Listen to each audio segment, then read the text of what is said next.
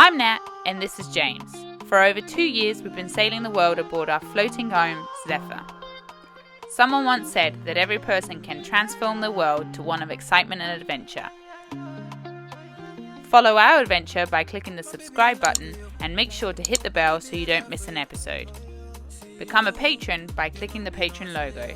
You will get early access to weekly videos, exclusive content, and much more.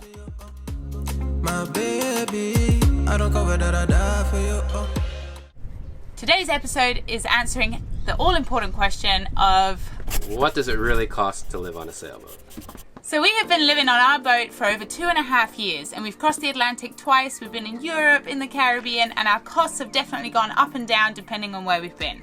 And everybody's budget is going to be a little bit different. We met cruisers who are living on $10,000 a month to cruisers living on less than $500 a month. So I guess what we're trying to say is there's no one budget that fits all. So what we have done is we've broken down our budget over the last 12 months to give you guys an idea of our cruising expenditures. Our budget is separated into the following categories: provisions, insurance, fuel, repairs and maintenance, communications, formalities, fun, docking fees, and other miscellaneous. So let's get right into it. Our first one and our biggest expenditure is provisions.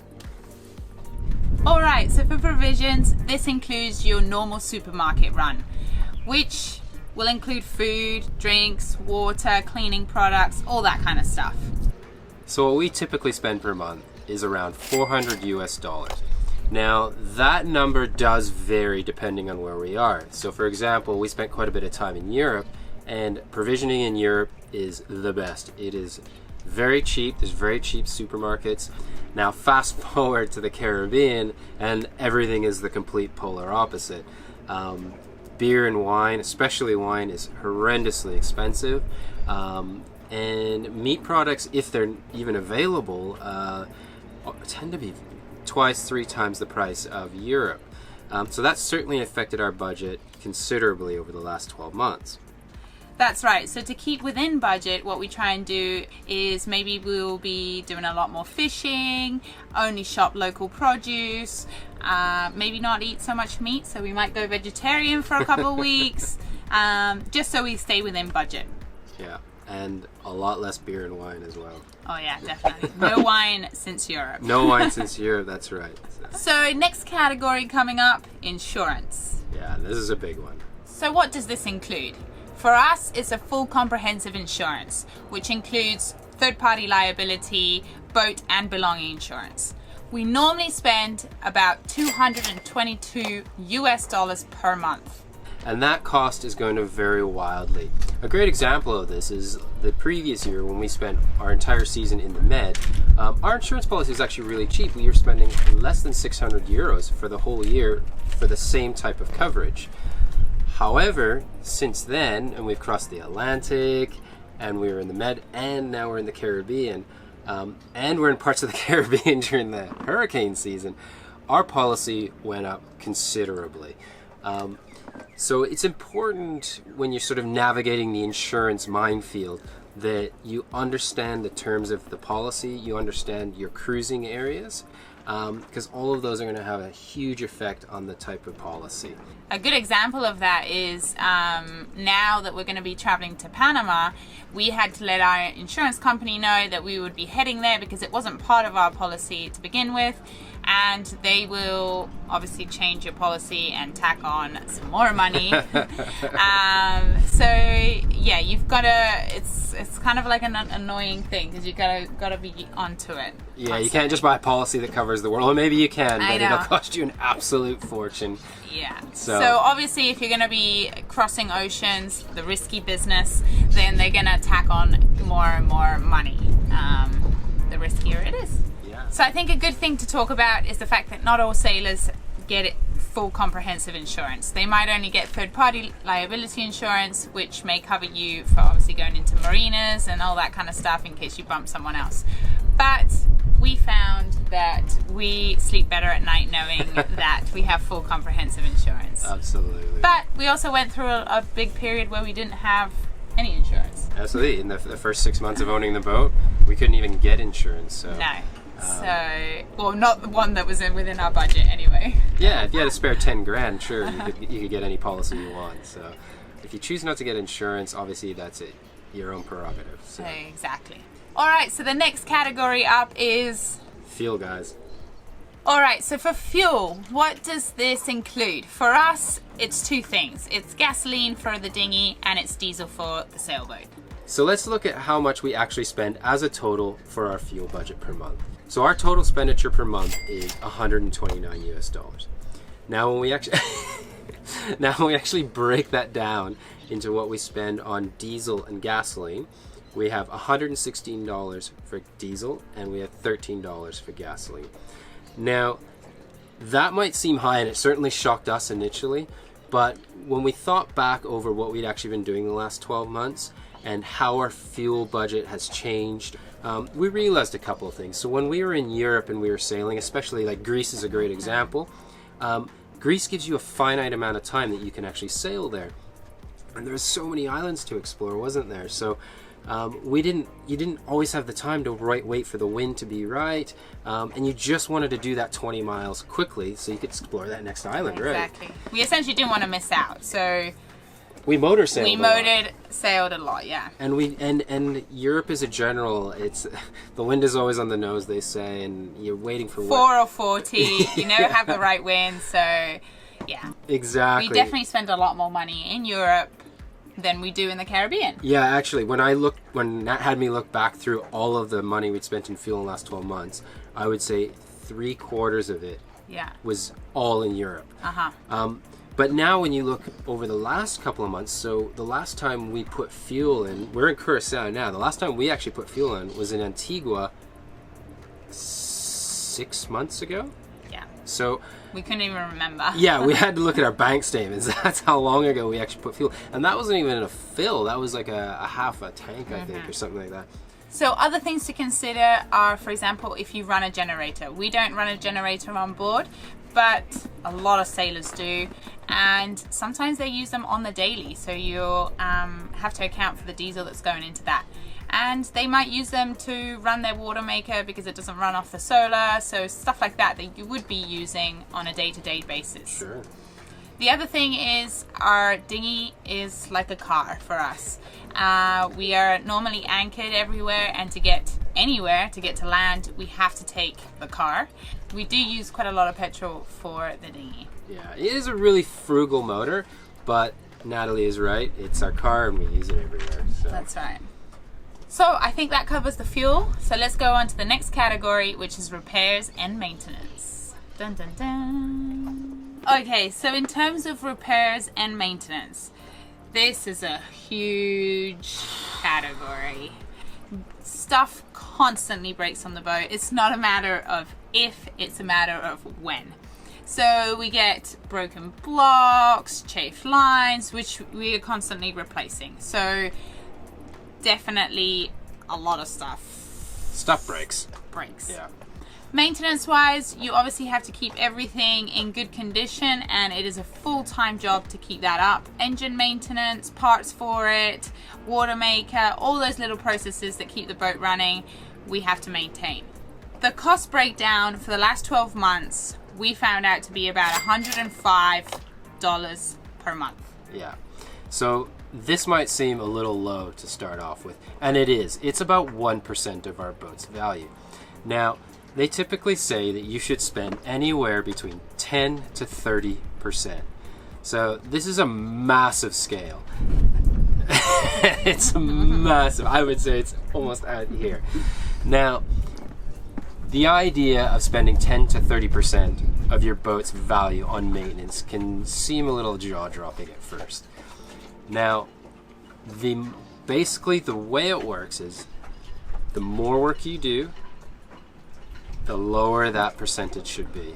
But if you have a big budget and you're going to pay people to do work, then that scale is obviously going to move towards spend more. You can spend more, so that budget's going to work less. Exactly. So for people like us, where we have very small budgets, we tend to do most of the work ourselves to try and reduce that budget down.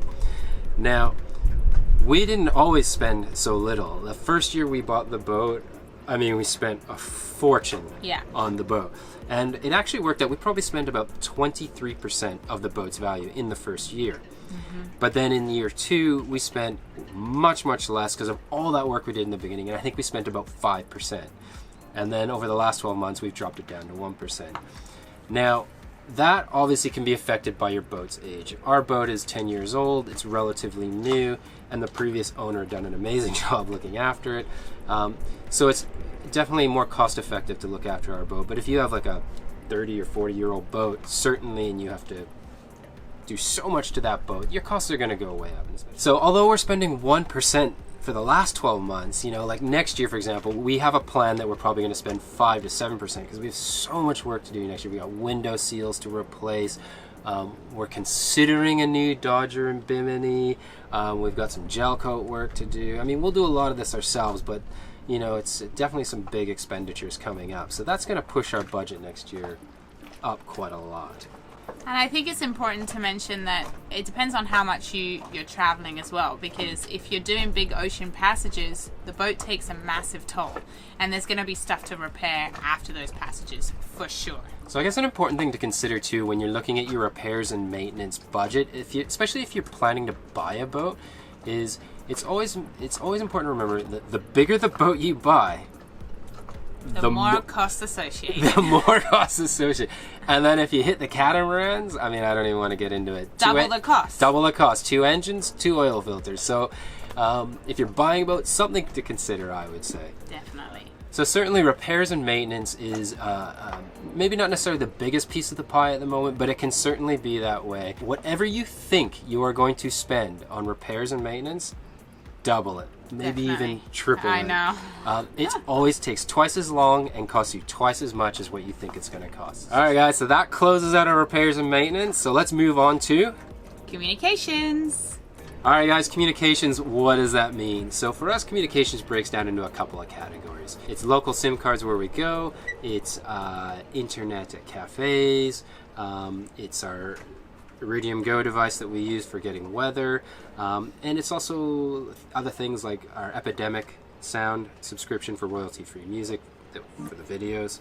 So we averaged out that for this category we spend about $78 US per month. The price did vary quite a lot. In Europe, SIM cards are very, very cheap, and also there's internet readily available everywhere, cafes, even on the street. So a lot of the times we were able to upload our videos straight off that internet, and we didn't have to have big data plans on our SIM cards. When we got to Caribbean, everything went up. Of course, so did the SIM cards. There isn't internet readily available on land, so we do rely on the SIM cards having big data packages, which comes with a big price tag, to upload the videos. And the internet at some of these places in the Caribbean is horrible. Yes. We would be there for a week uploading one video if we stayed. And also, I hate to say it, but with COVID, you can't even sit in a restaurant to upload a video. That's a really good point. Yeah, guys, so it's important when you're thinking about communications as a whole that you try and do a little bit of research before you go, so you understand the costs of these local SIM cards, because as Nat said, they do vary wildly. But that's the end of communications, and we're going to now move on to Formalities. Formalities. My favorite category. I think it's the most hated one for all sailors. No bueno. So, what do we mean by formalities? So, when we travel between each country, you need to clear in and clear out. So, there's generally costs associated with clearing in and out of these countries. And then you have other things such as anchoring permits. Sometimes there's cruising permits. Sometimes you have to pay an agent to check into the country, and those agent fees can be very expensive. So we worked out our costs to be about $27 a month. This varies depending on how much you're going to be traveling. If you sit at anchor for 2 to 3 months in the same country, then you're not clearing in and out as much. We typically tend to travel quite a lot, so we do clear in, clear out, anchor permits, cruising permits everywhere we go, and that's because we want to see as many countries as possible. But having said that, we do try and mitigate some of the costs, and the way we do that is research. If a country has really high fees for, be it PCR tests, cruising fee, whatever it might be, clearing in, clearing out. If they have really high costs, we might forego going to that country. Great example is when we were in St. Vincent and the Grenadines, we wanted to go to Grenada before coming to Curacao. And once we did the research and we looked at PCR tests, you had to get an agent. The agent fees were crazy high. It was going to be something like $500 or $600 US just to clear in to Grenada. Things you always got to factor in, you know, how important a place is to you versus your budget. Because sometimes it can even be super important, but your budget just doesn't allow it. And the only way you can figure that out is by doing the research. And there's some really good websites out there that help you out with all of that. They give you the breakdown of costs. Great example of that is Noon Site, and we use it like it's the Bible. So as Nat said, this budget can vary depending on how much you're moving around. Another great example is next year we want to do the Panama Canal and Galapagos Islands on our way to French Polynesia. For anybody that's in the know, knows the Panama Canal is $2,000 to $3,000 just to go through. The Galapagos is an absolute fortune. It's like $4,000 or $5,000. So these are huge formality costs that you have to factor in if you're going to go to these places. Moving on to our next category, which is the total opposite. My favorite, fun category. All right, fun category, or AKA entertainment, however you want to call it. So this typically includes us if we happen to splurge to eat out, or maybe we go for a beer somewhere. Maybe we do a tour that we just can't do on our own and we have to pay somebody. But it's basically all the fun and entertainment that we do that costs money. So typically our budget per month is $70 US for the fun and entertainment. That's right. So that can vary again because it depends how much you spend on eating out, going and watching shows, cinema. Most sailors, though, do a lot of their entertaining on their boat, and of course we have the best backyard possible. So we actually find we spend a lot less because all the entertainment is right here. Snorkeling, supping, diving, like whatever it is, we're always in the water and we tend to keep ourselves busy. And I think your cruising has a big effect on this as well. So if you're, for example, doing the Atlantic crossing, well, for the better part of a month, obviously we didn't eat out, we didn't pay for any entertainment. So, you know, how you move around is definitely going to affect your budget for entertainment and fun as well. Okay, on to our next category is docking. Docking. All right, guys, so for docking fees, this will include marina fees, mooring fees, and possibly spending time on the hard. Now, sometimes you can't avoid these costs. Say, for example, you're going into a marine protected park, you have to take up a mooring buoy. So you have to take that into consideration. Also, if you're going to be spending time away from your boat, you're more than likely going to haul out and put the boat on the hard for a while. Yeah, so that's right. So when we looked at all our costs over the last 12 months, it broke down that we spend on average about $41 a month. Now, maybe you think that's low. For us, that actually is quite high. We typically live at anchor. The reason for us that this cost is a bit high is because we crossed the Atlantic this year, and in preparation for the Atlantic, we ended up spending about 5 weeks in the marina, just getting the boat ready and that kind of thing. So that drove our costs up quite a lot. Now, this category can vary widely. We have met cruisers who do marina to marina, and they will never go to anchor, and so, you know, they're spending $500-600 a month just in marinas, or more, I'm sure.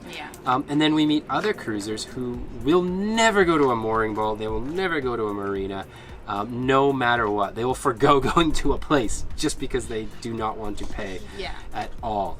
All right, guys, so moving on to our final category. Dun, dun, dun, dun, dun, dun, dun. I don't know why I'm doing Big Shark there. Our final category, which is other. All the rest of little bits put together. So other, or miscellaneous, it's basically a category for everything that we can't figure out what category it goes into. Alright, so stuff that we've thrown into this one is filling our propane tanks, healthcare, laundry, and travel expenses, bus, car hire, all that kind of stuff. What we typically spend is about $30 a month on this. Now, again, this varies massively. Yes. In Europe, car hire was so cheap, it was less than 10 euros a day. Now the tables have turned in the Caribbean because everything is more expensive. Car hire is very expensive here, so we typically either don't hire a car or we will hire a car for one day and try and do everything in that 24 hours, whether it's laundry, blah, blah, blah. A way to mitigate some of those costs here in the Caribbean, we tend to do more laundry on the boat, hand washing. We will tend to walk a lot more. Yeah, so I mean, it's all up to you and how your budget works for you.